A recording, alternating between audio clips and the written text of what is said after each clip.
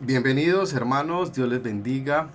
Estamos en la clase número 10 ya de nuestro discipulado, la adoración bíblica, clase número 10. Venimos estudiando dos clases anteriores el tema del verdadero adorador. ¿Quién es un verdadero adorador? Estuvimos estudiando sobre la intimidad que debe tener un verdadero adorador con Dios. En segundo lugar, estuvimos estudiando la mentalidad que debe tener un verdadero adorador. Y hoy vamos a introducirnos en el tercer punto de este tema y es el carácter. El carácter que debe tener un verdadero adorador. Porque si es verdadero, entonces hay una serie de características que deben demostrarse en su carácter. Precisamente vamos a iniciar explicando qué es el carácter. Pero antes, déjame orar. Bendito Dios y Padre Celestial, en esta preciosa hora que vamos a dedicar para esta clase, Señor, encomendamos este tiempo en tus manos y te pedimos que nos guíes para estudiar tu palabra, que nos hables a través de ella, que nos direcciones, para que tu palabra produzca fruto en nuestro carácter, en nuestra forma de ser, en nuestra personalidad, y podamos ser ese tipo de persona que tú quieres que nosotros seamos, alineados con tu palabra, con tus principios, para convertirnos en verdaderos adoradores. En el nombre de Jesús, amén. Bien, ¿qué es el carácter? Déjame primero colocar por aquí la presentación de este tema que vamos a estar desarrollando hoy.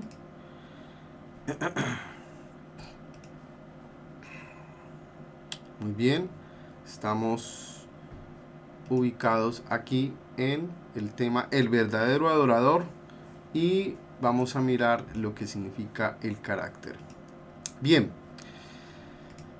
el carácter es una serie de características que definen la personalidad de un individuo. Son las características que definen la personalidad de un individuo.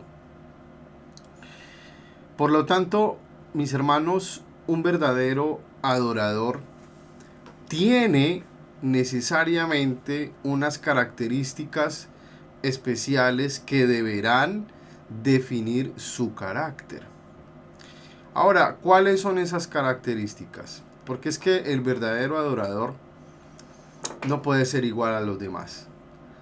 Tiene unas características especiales que lo hacen especial, que lo hacen que se convierta en una persona diferente a los demás.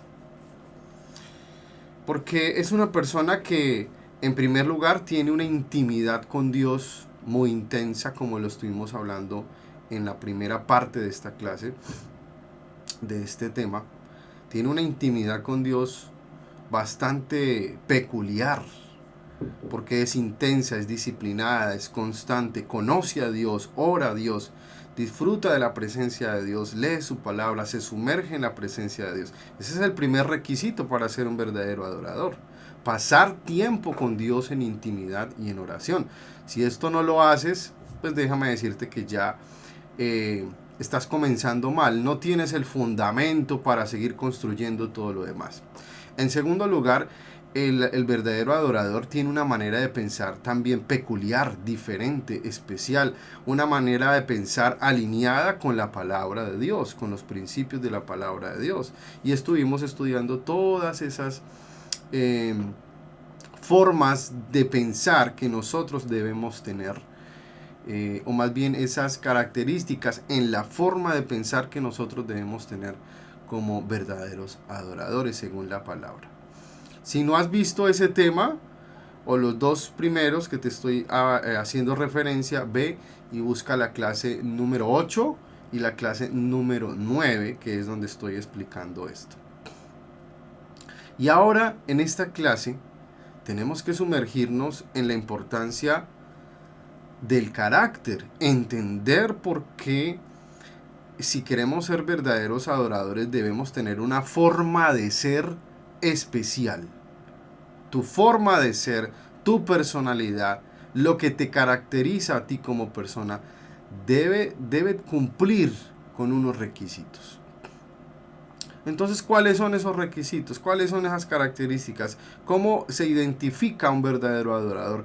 ¿Cuál debe ser su forma de ser? ¿Cómo debe relacionarse con los demás?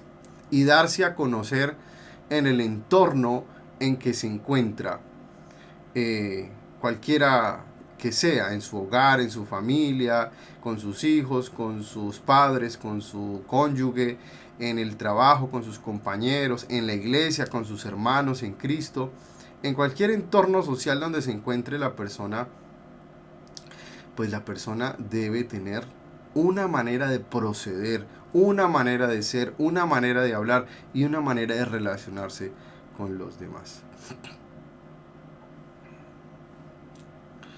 Bien, primero preguntémonos algo. ¿Por qué el carácter es importante para Dios? Si estamos hablando de esto, es porque para Dios es muy importante el carácter. Empecemos por decir que la formación del carácter es lo más importante para Dios. Con eso diría casi la conclusión de este tema. Es lo más importante para Dios el carácter, tu carácter, mi carácter. ¿Por qué? Porque por varias razones. Una de ellas es porque debido a esto, a la importancia que tiene el carácter para Dios, es por eso que dejó al Espíritu Santo para que nos ayudara a formar el carácter de Cristo en nosotros a través de un proceso continuo de transformación que se llama santificación. Y de eso ya hemos hablado en otras ocasiones. La doctrina de la santificación tiene que ver con ese proceso de crecimiento, de maduración, de limpieza, de transformación que va logrando hacer el Espíritu Santo por medio de la palabra y la oración. Va haciendo el Espíritu Santo en nosotros, en nuestro carácter. ¿Para qué? ¿Con qué propósito? Con el propósito de que nos parezcamos a Cristo, de que seamos parecidos a Cristo, lo más parecidos a Cristo,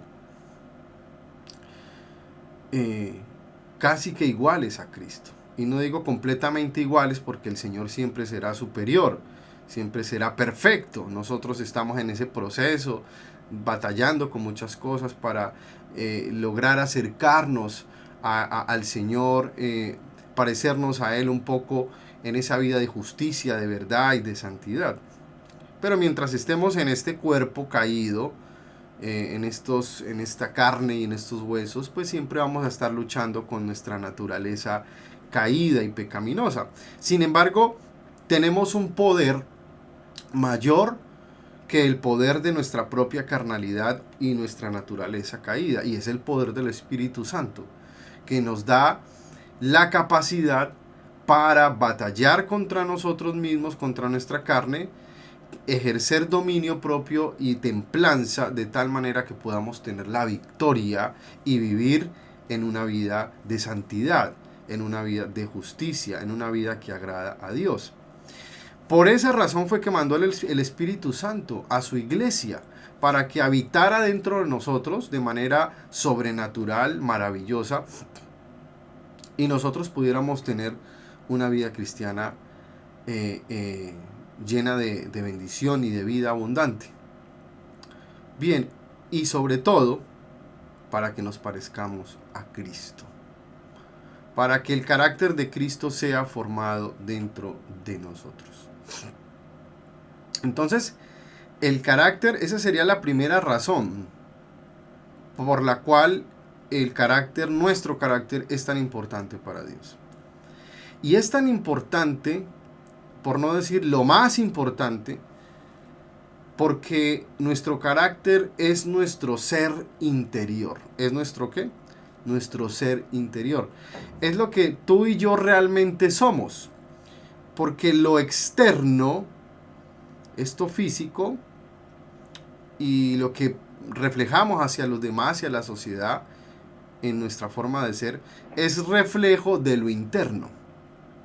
Entonces lo interno debe ser la prioridad a desarrollar y fortalecer en nuestras almas, en el alma, que es precisamente donde está ubicado el carácter. Recordemos que en el alma es donde se ubican nuestro intelecto, nuestras emociones y sentimientos y nuestra voluntad. Esos tres elementos están dentro de nuestra alma. Y es allí, en nuestra alma, con estos tres elementos, que vamos definiendo en el proceso de la vida, vamos definiendo nuestro carácter. ¿Cómo es nuestro carácter? En el alma, donde están las emociones, el intelecto, las emociones y la voluntad. Mis hermanos, todo lo demás es pasajero. Todo lo demás es pasajero, es efímero, es temporal. Las cosas vienen y se van. Los logros en la vida, la realización de las metas, los sueños, los proyectos, el reconocimiento humano, aún la belleza, la salud, todo esto se va acabando. Un día llega y un día también se acaba. Aún el matrimonio, los dones, los talentos y mucho más, hablando de las cosas materiales, también van a desaparecer. Aquellas cosas por las cuales nos preocupamos tanto y luchamos tanto, que por una casa, que por un carro, que por tener ciertas comodidades. Y no está mal tenerlas y trabajar dignamente y honestamente para tener una vida cómodamente tranquila, sin ostentación, pero con modestia y con sabiduría. Sin embargo, debemos saber que todas esas cosas por las cuales luchamos, trabajamos y nos esforzamos por tener una estabilidad económica, por tener salud, en fin. Por ejemplo, hacemos deporte y nos alimentamos lo mejor posible para estar saludables y fuertes. Pero recuerda que todo esto es pasajero. Por eso es que lo más importante, esta es la segunda razón, lo más importante en tu vida finalmente es lo que va a trascender a la eternidad. ¿Qué es lo que va a trascender a la eternidad? A la eternidad. Tu carácter, tu alma es lo que se va a salvar y va a trascender a la eternidad con Cristo. No te vas a llevar ni el carro, ni la casa, ni los hijos, ¿no? Porque la salvación es personal. No creas que porque tú eres cristiano o cristiana, entonces tus hijos también lo son y también se van a salvar. No, la salvación es una decisión y un proceso a nivel personal. No te vas a ir absolutamente con nada a la eternidad. Lo que va a trascender a la eternidad es tu carácter, tu forma de ser, el carácter de Cristo que fue desarrollado en ti a través de estos años aquí en la tierra, preparado, listo para ir a la eternidad y estar con Cristo por siempre, para adorarle y para servirle. Vamos a mirar lo que dice Mateo, capítulo 24, versículo 35. Dice, el cielo y la tierra, ¿qué? Pasarán. El cielo y la tierra pasarán, pero mis palabras no pasarán. Todo lo que tú conoces aquí en esta tierra, aún en el cielo, todo se va a acabar, mi querido hermano. Todo va a pasar. No te aferres a nada de este mundo. Lo único que va a trascender es la palabra del Señor. Dice la Biblia aquí que al final de todo, lo único que va a quedar es la palabra de Dios. Su palabra, ¿en dónde? No va a quedar flotando por allí en el aire algunas Biblias después de que todo se acabe, no. no habla de eso. Habla de esa palabra de Dios en nosotros. La palabra de Dios que fructificó en nosotros. Su palabra que transformó nuestra forma de pensar, nuestra forma de ser. Su palabra que estableció en nosotros una nueva creación, un nuevo nacimiento, es decir, un nuevo carácter. Porque a partir del momento en que uno nace de nuevo en Cristo, uno comienza a vivir una nueva vida y nuestro carácter comienza a ser transformado. Mira lo que dice también la escritura en Primera de Pedro capítulo 4 versículo 7. Mas el fin de todas las cosas, y no algunas, todas las cosas se van a acabar, mi querido hermano. No lo estoy diciendo yo, lo dice la escritura. El fin de todas las cosas se acerca. Y no creas que está muy lejos, está muy cerca. Y la advertencia que nos hace la palabra es: sed pues sobrios y velad en oración. Debido a esto, debido a que se va a acabar todo muy pronto, tienes que estar, ¿qué? Sobrio, es decir, despierto. Lo contrario a sobrio es estar ebrio. Y una persona ebria, ¿cómo está? Pues está descontrolada, no tiene control de su cuerpo, está confundido, todo se le voltea, está borracho. Y entonces la palabra nos dice que estemos, ¿qué? Sobrios, despiertos, con ojos abiertos, velando. ¿Y cómo? A través de la oración, a través de una vida de oración y palabra, meditación bíblica, estudio bíblico, intercesión y también congregándonos, sirviendo al Señor, estando activos espiritualmente. Vamos a estar velando y listos, preparados para la venida del Señor. Y dice: y ante todo, tened entre vosotros ferviente amor, porque el amor cubrirá multitud de pecados. Entonces tú tienes que combinar estos dos elementos, que es estar en una vida consagrada para Dios a través de la oración, ¿sí? Es decir, con tu llama prendida, avivado espiritualmente, pero también tienes que reflejar el amor de Dios en tu vida hacia los demás. No puedes aislarte, encerrarte a orar todo el tiempo y no hablar con nadie, ni compartir el evangelio a nadie. O de qué sirve que ores mucho si no te relacionas sabiamente con los demás, mostrando el amor de Cristo en ti. Porque dice acá, tened entre vosotros ferviente amor. Es decir, lo coherente es que la vida de oración y una vida en el Espíritu nos tiene que llevar a una vida de amor, a amar a los demás, a perdonar, a cubrir multitud de pecados, que a eso se refiere la Escritura, es decir, a pasar por alto la ofensa, a perdonar, a dar gracia y misericordia a los demás, así como Él lo hace con nosotros. Bien. Entonces, la pregunta que quiero hacerte es: ¿somos realmente conscientes de que el regreso del Señor está cerca? ¿Tú eres consciente de eso? ¿Estamos anhelando su venida? ¿Estamos buscando su palabra y su presencia con más pasión y con más compromiso, con más entrega, porque sabemos que el Señor viene pronto? ¿O por el contrario, estamos preocupados principalmente es por la satisfacción de nuestros deseos terrenales, solo pensando en lo material, y lo espiritual lo dejamos de último?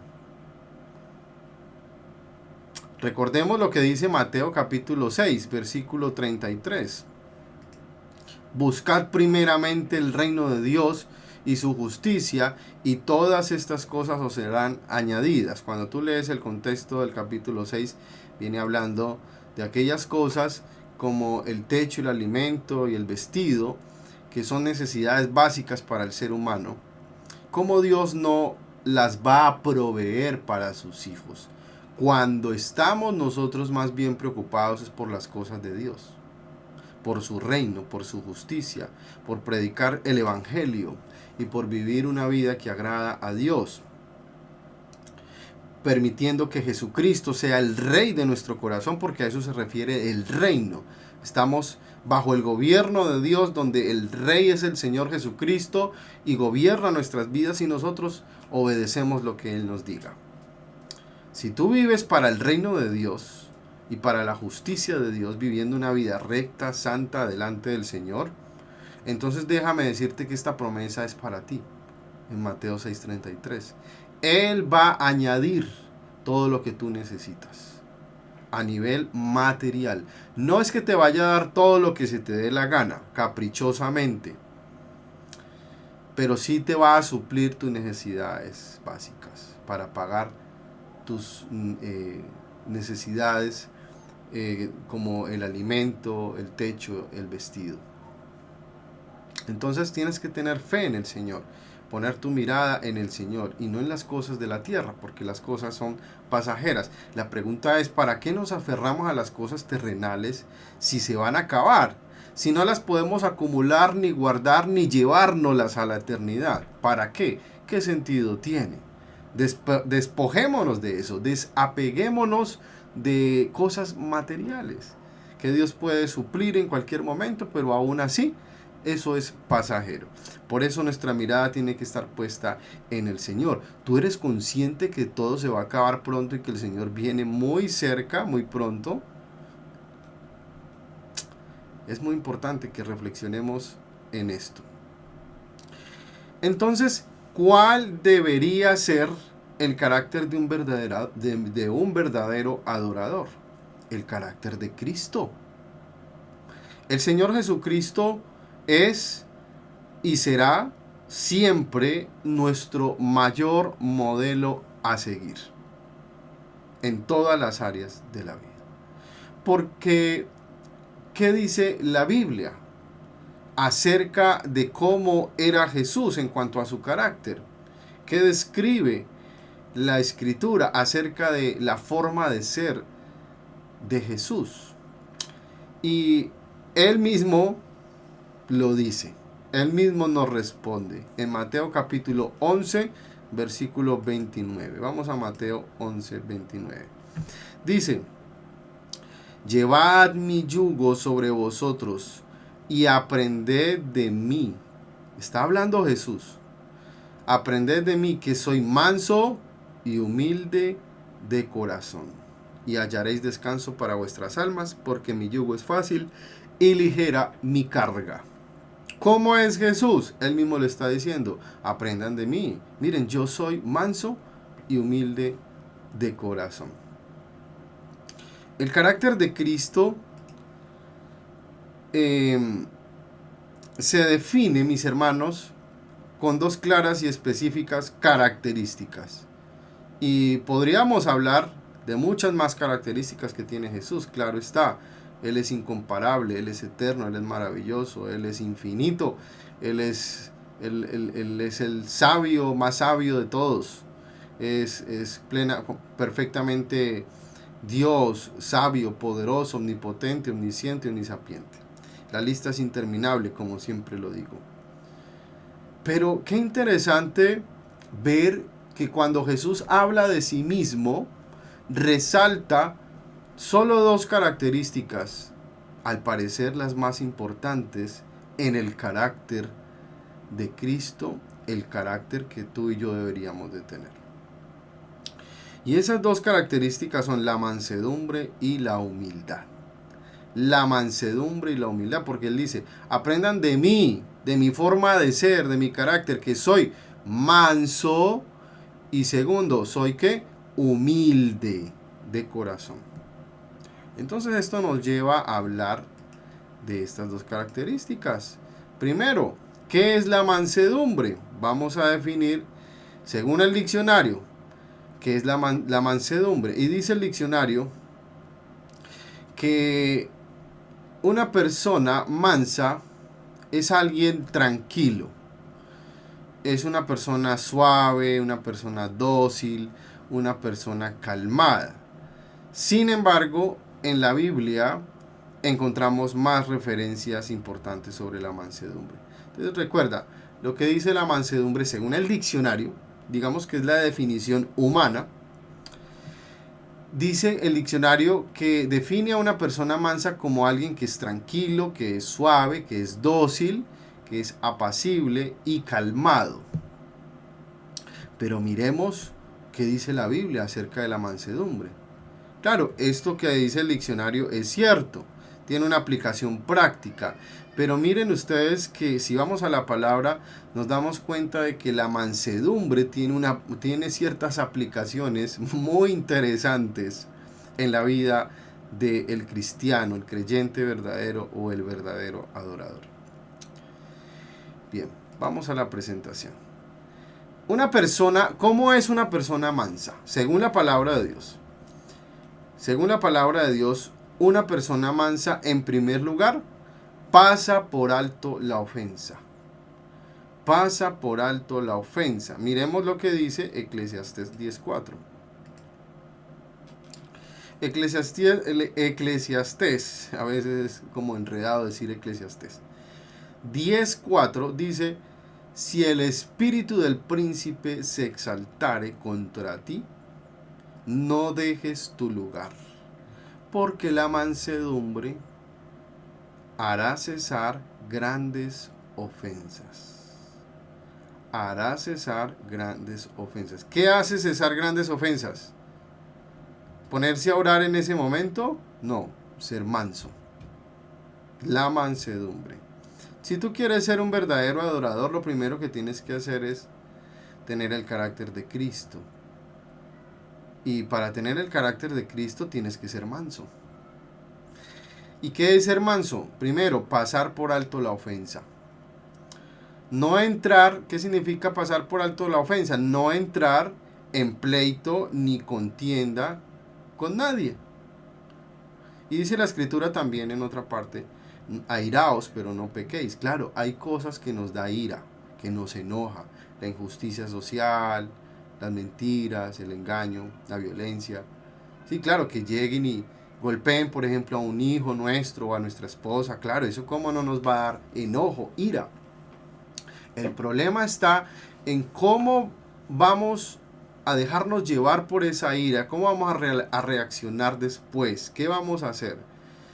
Nos vamos vamos a ejercer dominio propio y templanza que viene del Espíritu Santo para no ir y cometer venganza, por ejemplo, ¿sí? O para no insultar a la otra persona, o para no ponernos a declarar maldiciones y cosas de estas.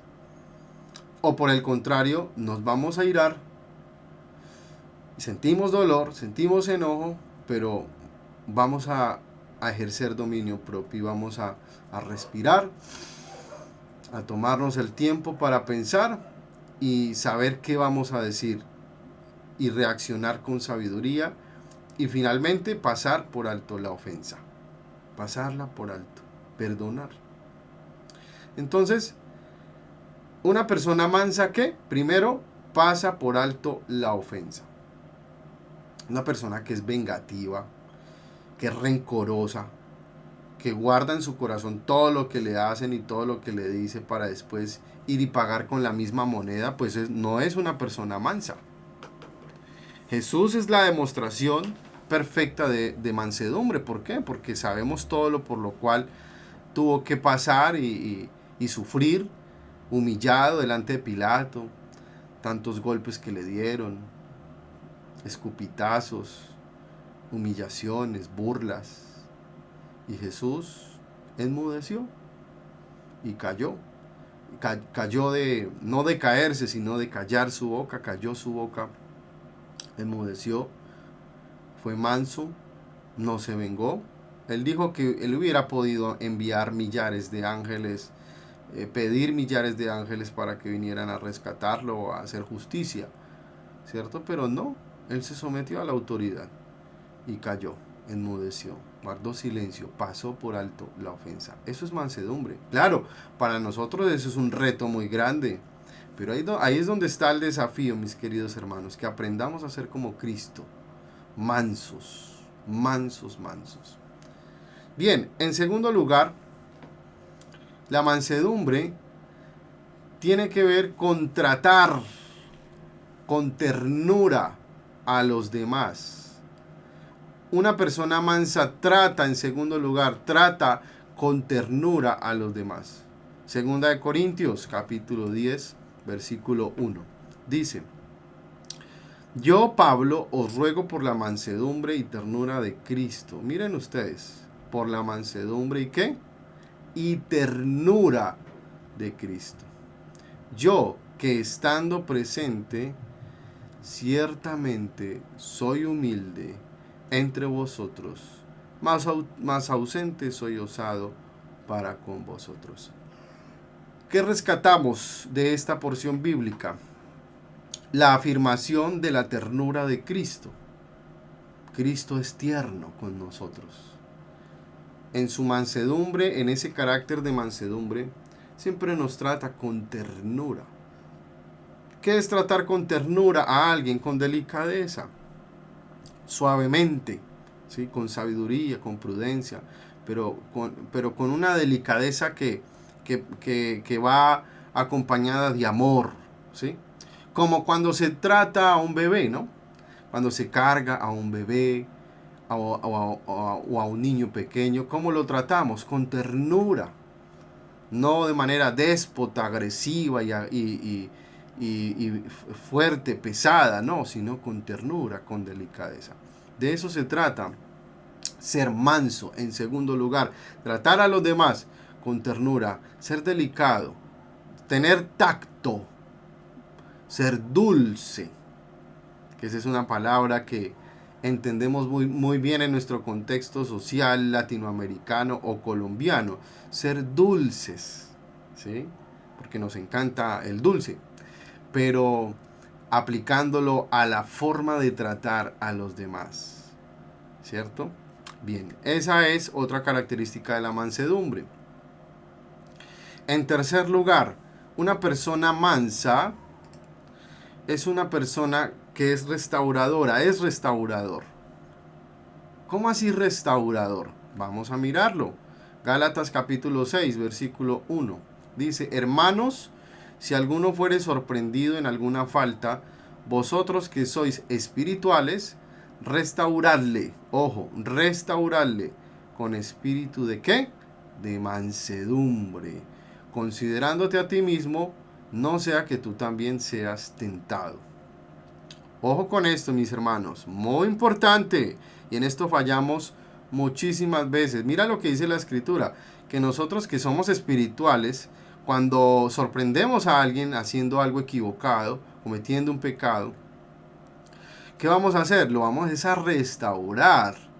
Claro, hay un momento de confrontación con el pecado, pero después eso tiene que ir acompañado de restauración, no de condenación. ¿Por qué? Porque es que tenemos que considerarnos a nosotros mismos de tal manera que sepamos que también podemos ser tentados en esa área o en otra área, ¿sí? Cuando restauramos a otra persona que ha caído, no lo hacemos porque nosotros estemos exentos de caer también. No, lo hacemos porque somos mansos, porque hay amor en nosotros, el amor de Cristo para con los demás. Y mucho más para con una persona que se ha descuidado en cierta área de su vida, dejó de orar, dejó de estudiar la palabra, dejó de congregarse, se enfrió espiritualmente y de un momento a otro, claro, llega la tentación y se dejó llevar y cayó en pecado. ¿Qué vamos a hacer tú y yo? Los que estamos más firmes espiritualmente, no perfectos, pero sí estamos más fortalecidos y más firmes en el Señor. ¿Qué vamos a hacer? Lo vamos a restaurar. Vamos a restaurar al hermano. Entonces, la persona que es mansa no enjuicia, no condena, no señala sin misericordia. No, es una persona, por el contrario, que tiene misericordia por aquellos que han resbalado, que se han descarriado, que han fallado. ¿Qué vamos a hacer por ellos? Restaurarlos, orar por ellos, visitarlos, amarlos, abrazarlos, darles esperanza, decirles que el Señor está con ellos y que los ama y que los quiere levantar y restaurar una vez más. Tú quieres ser como Cristo, tener el carácter de Cristo, entonces tienes que ser manso, y para ser manso tienes que aprender a restaurar a los demás.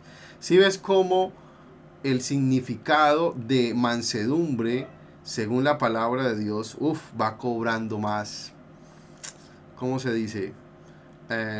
Más sentido, más profundidad que leer simplemente el significado del diccionario.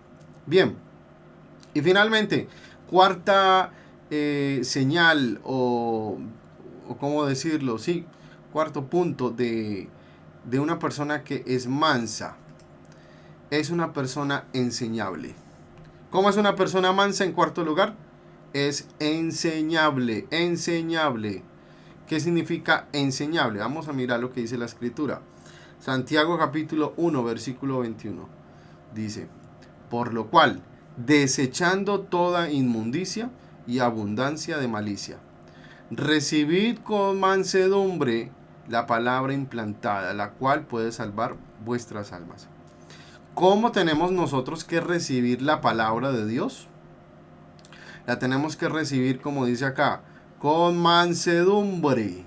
Mansedumbre, porque esa palabra en nosotros es lo que nos transforma y lo que va a producir un cambio en nuestras vidas y nos va a salvar de condenarnos eternamente. ¿Sí? Es la obra del Señor, la obra del Espíritu Santo a través de su palabra implantada en nosotros. Entonces, ¿cuál es nuestra postura, actitud y reacción frente a la palabra de Dios? ¿Cómo debe ser?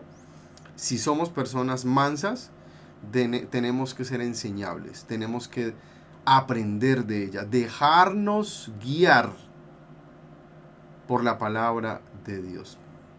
La palabra de Dios es el manual de instrucciones, el paso a paso a seguir para tener una vida abundante, una vida de gozo, de paz, de salvación, de bendición, de orden en todas las áreas de nuestra vida. Allí está en la palabra de Dios. Entonces, ¿cómo no nos vamos a dejar enseñar por ella? Y también recibir la instrucción de los pastores y maestros que nos enseñan a través de la palabra de Dios.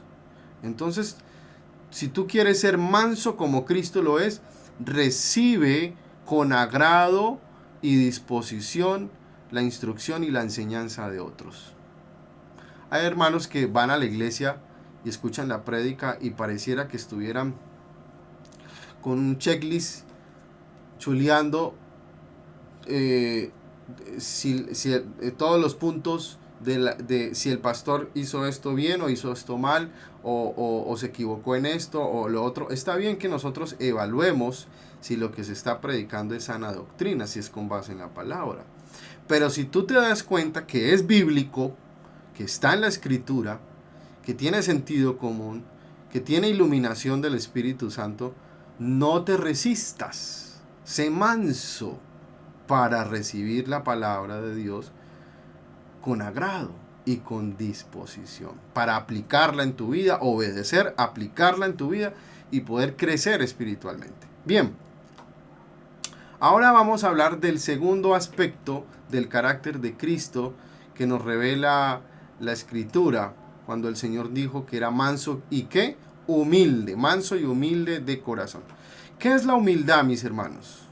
La humildad, el diccionario la describe de la siguiente manera. A mí me gusta mucho siempre ir al diccionario porque en el diccionario uno encuentra cosas muy interesantes que uno queda como asombrado, ¿no? Uno dice, wow, qué puntualidad, qué objetividad, qué claridad. A veces ciertas definiciones que uno encuentra en el diccionario y te ayuda mucho a abrir tu entendimiento. Y dice el diccionario que se define a una persona humilde como alguien no presumido. Alguien que no es presumido. Ustedes recuerdan que es una persona presumida, que todo el tiempo está hablando de sí mismo y de lo que ha hecho y de lo que ha logrado y de lo que tiene. No es presumido. Bien, dice el diccionario, es una persona humilde aquel que reconoce sus fracasos y debilidades, que actúa sin soberbia, es modesto y reconoce también los logros y virtudes de los demás.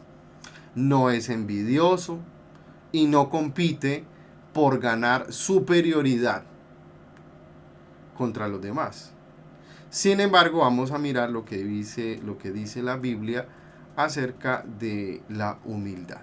Bien, vamos a mirar lo que dice la Escritura acerca de la humildad. Tú quieres tener un carácter de un verdadero adorador, entonces tienes que tener el carácter de Cristo. ¿Quieres tener el carácter de Cristo? Entonces tienes que ser manso y, en segundo lugar, humilde. Vamos a ver lo que dice la Escritura acerca de la humildad. ¿Cómo es una persona humilde? Una persona humilde, primero, se asocia con otros. Se asocia con otros. Mira lo que dice la Escritura. Romanos 12:16 dice: unánimes entre vosotros, no altivos, sino asociándoos con los humildes. No seáis sabios en vuestra propia opinión. Unánimes entre vosotros, no altivos, sino asociándoos con los humildes.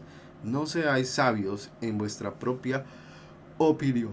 Entonces, una persona humilde, mi querido hermano, es una persona que se sabe asociar con otros, que sabe trabajar en equipo, que no es altivo, que no se cree superior que los demás. Y puede que realmente sea superior en conocimiento, en experiencia, en ciertas áreas de su vida. Cuando trabaja en equipo con otras personas, puede que tú seas el líder de cierto equipo de trabajo. Pero la diferencia es la actitud. La diferencia es la forma en que tú te relacionas con ellos. Puede que tengas más conocimiento, experiencia y estudios. Pero si tú quieres ser humilde, tienes que saber asociarte con ellos, sin altivez, con humildad. ¿Para qué? Para poder trabajar en equipo. Si tú estás en un equipo de trabajo, en lo que sea, y tú siempre estás hablando de ti, y siempre eres arrogante, y siempre eres soberbio, y siempre quieres que las cosas se hagan como tú digas y a tu manera, entonces, claro, no estás actuando con humildad. Y eso va a generar rechazo en las personas hacia ti. Entonces, cuidado con esto. Tienes que aprender a ser humilde, a bajar la cabeza. Bien, vamos al segundo punto de la humildad. ¿Cómo es una persona humilde? Una persona humilde, según la Escritura, es una persona que respeta la palabra de Dios. Respeta la palabra de Dios. Isaías capítulo 66, versículo 2 dice: mi mano hizo todas estas cosas, y así todas estas cosas fueron, dice Jehová. Pero miraré a aquel que es pobre y humilde de espíritu y que tiembla a mi palabra. Miren ustedes cómo relaciona aquí la Escritura el respeto que nosotros, o más bien la actitud de humildad que nosotros debemos tener con el respeto a la palabra de Dios. Entonces, una persona humilde, según la Escritura, es una persona que honra las sagradas Escrituras, que le da importancia a lo que ellas dicen, a lo que la palabra de Dios enseña. La honra, la obedece, le da importancia, le da el lugar que se merece. Y no estoy hablando de coger la Biblia y abrirla en el Salmo 91 en la sala, en un atril, y decir, ahí estoy honrando la Biblia. No, honrar la palabra de Dios es estudiarla, es leerla, es memorizarla, es hablarla, es orarla y sobre todo obedecerla. Eso es respetar la palabra de Dios, porque si nosotros vamos a la iglesia, escuchamos un sermón, pero después nos vamos para nuestra casa y no ponemos en práctica ese sermón, significa que no respetamos la palabra de Dios.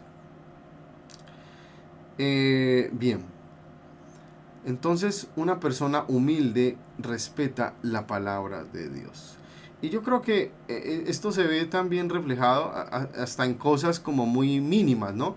Por ejemplo, en la actitud que uno tiene en el momento del sermón, en el momento de la predicación, en la iglesia.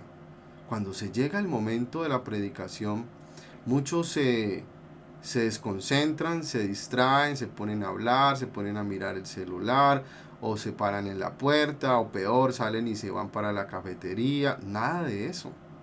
Eso no puede pasar en nosotros como verdaderos adoradores. Tenemos que respetar el momento de la exposición de la Biblia, en el momento de la predicación. Bien, vamos al tercero. Ya nos estamos acercando al final. ¿Cómo es una persona humilde? Es dependiente de Dios. Una persona humilde es dependiente de Dios. ¿Cómo así? Leamos el Salmo 138, versículo 6. Porque Jehová es excelso y atiende al humilde, mas al altivo mira de lejos. Porque Jehová es excelso y atiende ¿a quién? ¿Al orgulloso? ¿Al soberbio? No, al humilde. ¿Sí? ¿Y qué pasa con el altivo? Lo mira de lejos. Este es uno de los versículos que uno dice, más claro no puede estar la palabra. Más claro no puede hablar el Señor. Más claro y más duro, conciso y directo no puede estar. ¿Con quién se relaciona Dios? Con los humildes. ¿Y a quién rechaza? A los orgullosos, a los altivos, a los soberbios. Así de sencillo. Entonces, ¿qué es ser dependiente de Dios? Mira, ser dependiente de Dios es pedir la ayuda de Dios. Es pedir la ayuda y la dirección de Dios. Y como leímos anteriormente en otro versículo, una persona que no es dependiente que es dependiente de Dios, no es una persona sabia en su propia opinión. ¿Quién es una persona sabia en su propia opinión?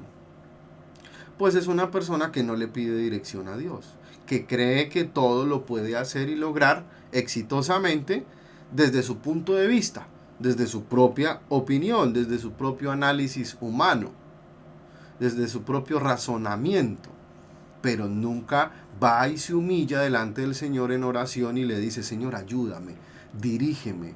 Yo pienso que podría hacer esto o aquello, que sería una buena opción, tomar esta decisión, pero guíame tú, háblame tú, enséñame tú, qué es lo que yo debo hacer. Muéstrame, Señor, dame sabiduría y confírmame tu voluntad. ¿Eso cómo se llama? Eso se llama ser dependientes de Dios. Ser independiente es decirle a Dios, no te necesito, o sea, yo no necesito ni orar, ni leer la Biblia, ni congregarme. ¿Para qué hago eso? Yo soy un superhombre, puedo solo y me las sé todas. No. Las personas incrédulas viven así, soberbios, con su corazón hinchado de ego y de altivez, pensando que ellos pueden solos, que no necesitan ayuda de nadie y menos de Dios. Por eso Dios, como dice allí en el Salmo 138:6, Dios los mira de lejos. Ni siquiera los escucha. Los mira de lejos, los rechaza, porque son altivos. Pero a los que son humildes y van y se humillan delante de Él, Señor, ayúdame, dirígeme, Padre Celestial, ayúdame, Señor. Entonces, a estos que son humildes, así, dependientes de Dios, ¿Dios qué? Dios los atiende, Dios los escucha, Dios los ayuda, Dios los levanta, Dios los fortalece. Y finalmente, terminamos con el último punto. Una persona humilde es una persona sometida a la autoridad. ¿Cómo es una persona humilde? En cuarto lugar, es sometido a la autoridad. Y llegamos a uno de los puntos que podría ser más complejos. Miremos lo que dice la Escritura. Romanos capítulo 13, versículo 1 al 2. Dice, sométase toda persona a las autoridades superiores, porque no hay autoridad sino de parte de Dios, y las que hay por Dios han sido establecidas. Este es otro versículo duro que está, que siempre me gusta decir, más claro no puede estar. Esa frase me gusta. Más claro no puede estar. La palabra es tan clara. Hay cosas en las que la escritura es difícil de entender. Y hay otras en las que hay silencio, porque no dice nada respecto a ciertos temas. Pero hay otras cosas, hermanos, que las dice de una manera como si fuera un espadazo. ¿Sí? Como con un... ¿cómo se llama? Con lo que uno corta, con lo que cortan los cirujanos, con un bisturí. Llega y ¡fum! Y corta para poder hacer su operación. Así es la palabra de Dios en muchas ocasiones, como ese bisturí que corta, duele, pero es por nuestro bien. Y este es uno de los versículos que no nos gusta, y a muchos no les gusta, cuando se les habla de que deben someterse a la autoridad. Ahora, ¿por qué nos cuesta tanto esto? Mis hermanos, porque tenemos, de manera natural, tenemos una forma de ser rebeldes. No nos gusta que nadie nos diga lo que tenemos que hacer. No nos gusta obedecerle a nadie. Nos gusta hacer las cosas a nuestra manera.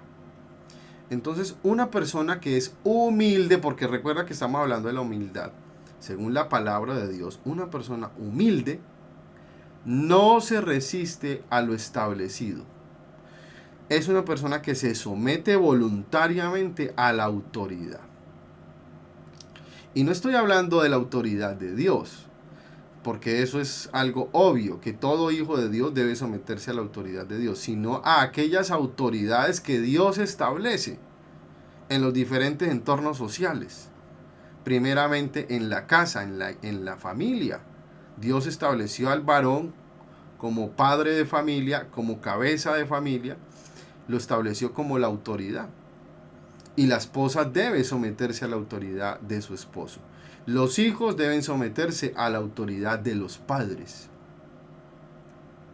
Y esto es algo innegociable, que está clarísimo en la escritura y así funcionan las cosas de Dios. El que quiera resistirse a ese formato, digamos, de jerárquico, donde Cristo está, el Padre está arriba, Cristo se somete al Padre, el varón se somete a Cristo y después la mujer se somete al varón y después los hijos se someten a los padres.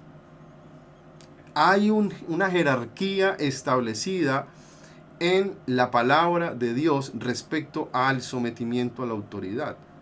Entonces, si nos resistimos a esto, mis hermanos, déjame decirte que nos resistimos a Dios. Estamos desobedeciendo a Dios. A menos de que esa autoridad te esté mandando a hacer algo que es en contra de la palabra de Dios o en contra de los principios buenos, de la moral, de la ética, claro, o que te esté diciendo vaya, tírese un edificio o cometa un delito. No, absolutamente no. Es decir, la sujeción a la autoridad es absoluta, absoluta. Es decir, tenemos que respetar la autoridad, pero la obediencia a la autoridad es relativa, porque si esa autoridad nos está enviando a hacer algo que es en contra de la vida, en contra de los principios de la moral, de la ética y en contra de los mandamientos de Dios en su palabra, pues hermano, déjame decirte que tú tienes toda la libertad de no obedecer esa autoridad. Por ejemplo, la esposa, que el esposo viene y le dice que haga ciertos actos inmorales porque quiere que ella lo satisfaga de alguna manera. Si tu conciencia no te lo permite y la palabra de Dios te lo prohíbe, mi querida hermana, tú no tienes por qué obedecer a tu esposo. ¿Sí?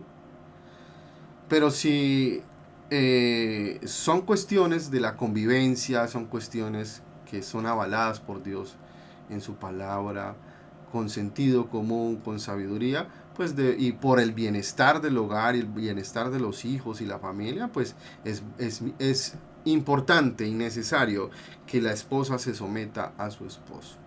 Pero también, bueno, esto ya es otro tema, un tema muy largo, ¿no?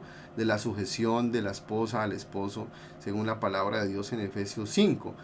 Pero solamente quiero recordarles que el esposo, para ser una verdadera autoridad en casa, tiene que ser un hombre que está sometido a la autoridad de Cristo, ser un hombre de Dios. Y aún así, aun cuando, por ejemplo, las hermanas tienen esposos que son incrédulos, deben someterse a su esposo, porque él es la cabeza del hogar. Entonces, ahora entrando en otras esferas de la sociedad, por ejemplo, cuando nosotros tenemos que someternos a la autoridad de un guarda de tránsito en la calle, ¿no? Hoy en día se está viendo tanto en las noticias que golpean a los guardas de tránsito y los agreden y los cogen a pata y a puño y porque no se quieren someter a la autoridad de ellos.